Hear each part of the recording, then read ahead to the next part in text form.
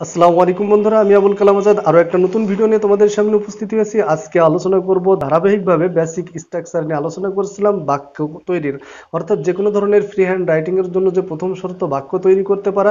ইংলিশে যে কোনো ধরনের বাক্য তৈরি করার জন্য তোমাদের মাত্র 5টা স্ট্রাকচার শেখাতে চেয়েছি, তার ভিতরে আজকে দ্বিতীয় স্ট্রাকচার। ভিডিওটি অবশ্যই তোমাদের জন্য হেল্পফুল হবে। যারা ইংলিশে দুর্বল বা বাক্য সাজাতে ভয় পাও, অবশ্যই ভিডিওটি শেষ পর্যন্ত দেখো। বাংলা বাক্যের শেষে আছে থাকলে যেভাবে বাক্য তৈরি করতে হয়, এর দুইটা গঠন থাকবে। প্রথম গঠন হচ্ছে subject plus have, has, had, এরপরে বাকি অংশ।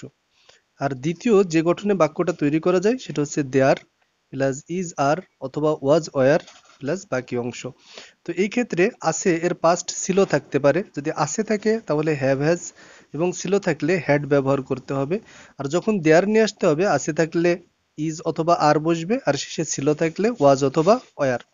তো বন্ধুরা, একটা জিনিস দেখো, কখন সাবজেক্ট প্লাস হ্যাভ হ্যাজ বসবে? যদি কোনো ব্যক্তির থাকে, অর্থাৎ এই বিষয়টা আছে কার, ব্যক্তির, এবং সাবজেক্টের সাথে সেক্ষেত্রে র যুক্ত থাকবে।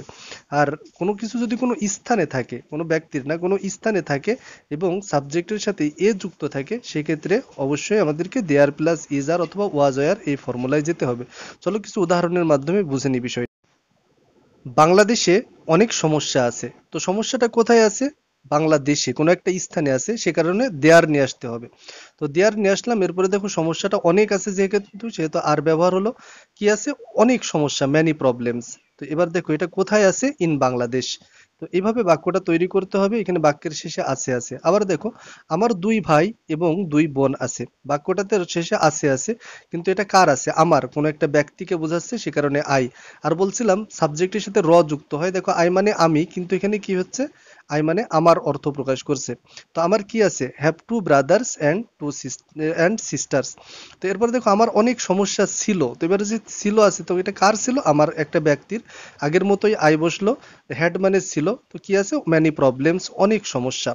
বন্ধুরা আসো আরো কিছু উদাহরণ দেখি। আমাদের বাড়ির পাশে একটি পুকুর ছিল। আমাদের বাড়ির পাশে একটি পুকুর ছিল। দেখো এটা কোথায় ছিল? কোন একটা স্থানে বোঝানো হচ্ছে আমাদের বাড়ির পাশে। সে কারণে দেয়ার বসলা, ছিল থাকার কারণে ওয়াজ। এ পন্ড, একটি পুকুর। তো কোথায় ছিল? বিসাইড আওয়ার হাউস, আমাদের বাড়ির পাশে। এরপরে আমাদের স্কুলে একটি লাইব্রেরি আছে। তো এই জায়গাটা দেখো, লাইব্রেরিটা কোথায় আছে? আমাদের স্কুলে একটা স্থানে আছে, সে কারণে দেয়ার দিয়ে শুরু করতে হচ্ছে। আর যেহেতু লাইব্রেরি একটি আছে, সে কারণে is. There is a library, কি আছে? একটি লাইব্রেরি। কোথায় আছে? ইন আওয়ার স্কুল, আমাদের স্কুলে। তো বন্ধুরা, তোমরা আশা করি বিষয়টা বুঝতে পারছো। আরেকটা উদাহরণ দেখো, আমার ভাইয়ের একটি মোবাইল ছিল। তো এখানে ছিল আছে, তো এই ছিলটা কার ছিল? আমার ভাইয়ের। অর্থাৎ সাবজেক্টের সাথে র যুক্ত আছে, প্লাস এটা কোনো একটা ব্যক্তির আছে। তো লিখলাম my brother had a mobile phone. তো বন্ধুরা, এইভাবে যে বাক্যগুলোর শেষে আছে এবং ছিল থাকে, তোমরা এইভাবে প্র্যাকটিস করতে থাকো। ইংরেজি শেখার সব থেকে বড় অস্ত্র হলো প্র্যাকটিস।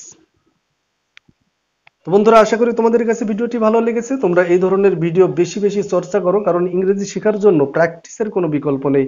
তুমি যত বেশি প্র্যাকটিস করবা, নিজে নিজে যত বেশি চর্চা করবা, তুমি তত দ্রুত ইংরেজি শিখে ফেলতে পারবা এবং ইংরেজির ভয় তোমার ভিতর থেকে দূর হবে। তো বন্ধুরা, তোমরা যদি চ্যানেলটিতে নতুন এসে থাকো, তাহলে অবশ্যই সাবস্ক্রাইব করবা, লাইক করবা, কমেন্ট করবা, তোমাদের কোনো অংশ বুঝতে সমস্যা হলে, এবং শেয়ার করবা তোমার বন্ধুদের সাথে। দেখা হবে পরবর্তী ভিডিওতে। আসসালামু আলাইকুম।